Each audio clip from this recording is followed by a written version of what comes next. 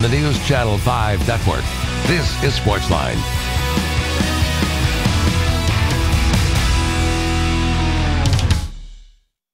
Hey there, SportsLine on your television. Steve Lehman here with you. Glad you are here with us on this Wednesday night on News Channel 5 Plus. We have the NHL Awards and NHL expansion draft going on right now as we speak in Las Vegas. The Predators are moments away from making their selection, or I guess I should say the Vegas Golden Knights are moments away from selecting their Predator officially, although all indications are that we already know who that is, and that it's going to be James Neal, which will be a big blow to both player, who's moved here and become a big part of the community here in Nashville. He played through the playoffs with a broken hand, gutted it out trying to win a Stanley Cup with this team, and for the team, because James Neal's a guy who's scored 23 goals twice, 31 goals the other year in his 3 years here. He's one of just 6 active players in the NHL to score at least 20 goals in each of his first 9 seasons in the NHL. So he's a weapon that's going to be out the door here in just a few moments in this draft to the Las Vegas Golden Knights. Coming up in just a few moments as well, they will also announce General Manager of the Year, David Poile of the Predators, a finalist for that. And deservedly so, after getting this team to a Stanley Cup final this year. First time in team history that is the case. We'll see if he can win it. I think he should win it based off of the job this year.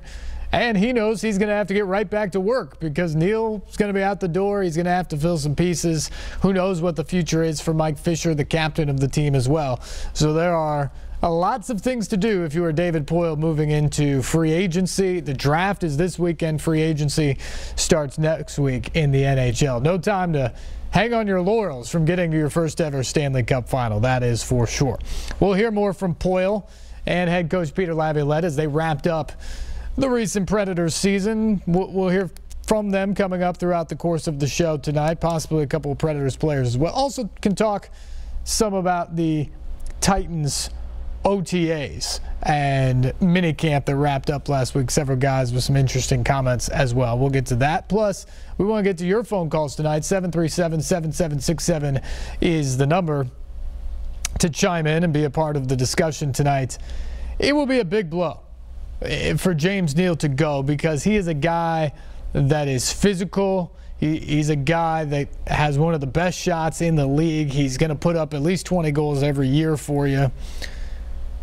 That's a blow for sure. The problem the Predators had is, who do you not protect over him? They went with Calle Järnkrok, who's a guy who's younger, has a better contract in terms of team-friendly contract than Neal, and he's a center.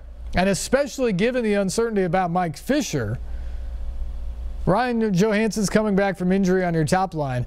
If Fisher would decide to retire, now all of a sudden you have a hole on your second line at center. By protecting Järnkrok, you ensure that, which I think is a big way and a big reason why they looked at it. Now, David Poile and the Preds, they tried to get George McPhee and the Golden Knights to buy into some sort of a deal that would have protected Neal and protected Colton Sissons and several of those guys as well, even though they were exposed in the expansion draft. And Vegas wouldn't bite. And that's the thing about Neal, is he's an offensive weapon and he's a headliner. Let's be honest. Vegas is a star-driven city, and they're in the expansion draft selecting a lot of guys that don't really have star power, don't have names. James Neal's the type of guy you can put up on a billboard, put on the neon lights on the strip in Vegas, and people will know who James Neal is. So if you're Vegas, yeah, absolutely, that's a pick you got to make. And I understand why they wouldn't want to make the deal with the Preds, because James Neal's a guy who gives them some immediate credibility in the market. He gives them some of that star power and that contract of his. He's due $5 million. People will talk about that, but from the Vegas perspective, it's a 1 year remaining on that contract. And so when you inevitably struggle in year one this coming season, you can dangle Neal out there at the trade deadline to a contender, offer him up and say, hey, here's a guy who can really help you out. What are you going to give us? And I think you probably get more in return for Neal at that moment than the Preds probably could have afforded to give up at this moment. And so that's the other thing that George McPhee, the Vegas GM's banking on, is that Neal gives him something out of the gate. But if this team isn't a contender, which they likely will not be, he also gives you a valuable trade piece at the deadline that can help you recoup some assets and build this team even more. So that's why James Neal, I believe, is going to head to Vegas, is because Vegas wants a star and they want assets, and he helps them build that. He helps them have that right out of the gate and is probably their most important asset moving into next year, which maybe helps them land some more assets moving forward. When you're building an expansion team, it's not just about the initial roster. It's also about what you can do to position yourself to make you a better team in year 2 and a better team in year 3. Chances are, although they've set up Vegas way better than they set up the Predators 20 years ago, but chances are this is not going to be a really competitive team next year.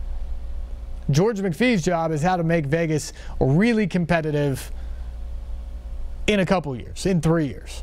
It took 5 or 6 years here in Nashville to be a real playoff caliber team. Vegas should be able to do it quicker if they're smart, because this is a more advantageous draft plan than it was when Nashville had to do this. But it's still not easy. You got to put all these pieces together, new coach, new everything. It's unlikely this is going to be a team that really challenges in the Pacific Division next year. Anyway, a big night in Vegas for the NHL awards and the NHL expansion draft. We'll keep you posted on what's going on out there. Awards and all that. Some of the early ones. Selke Award goes to Patrice Bergeron of the Bruins. Best defensive forward in the league. Norris Trophy handed out as well. I'll have to look that up really quickly. The Norris Trophy Award went to...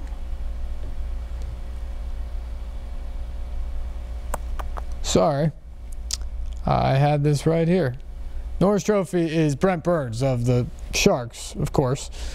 And you've got Austin Matthews, Rookie of the Year of the Maple Leafs. Those are your awards already out. Connor McDavid of the Edmonton Oilers is going to be on your next NHL 18 video game. That's always something people are interested by. So we will continue to update you from out there in Vegas as well. Phone lines are open, by the way, 737-7767. If you'd like to talk about the Preds, if you'd like to talk about the NHL and this expansion draft, or anything else, we'll welcome you in on the program tonight. One note, by the way, one team that taken a beating so far with the expansion draft is Florida, who actually traded away Riley Smith, which is fine, but generally you make a trade in the expansion draft in order to protect an important piece of your team. Jonathan Marchessault was still selected by Vegas after that trade. Smith's got a contract that I think they wanted to get rid of, but at the same time, those are two pretty good players that they lose tonight in this expansion draft. That hurts for a Florida team that didn't make the playoffs last year. All right, well, let's take our first break here. We'll come back, get to some of your phone calls. We'll update you from Vegas, and we'll get into some of the sound from the Predators as well. Time for our first break. You're watching SportsLine here on News Channel 5+.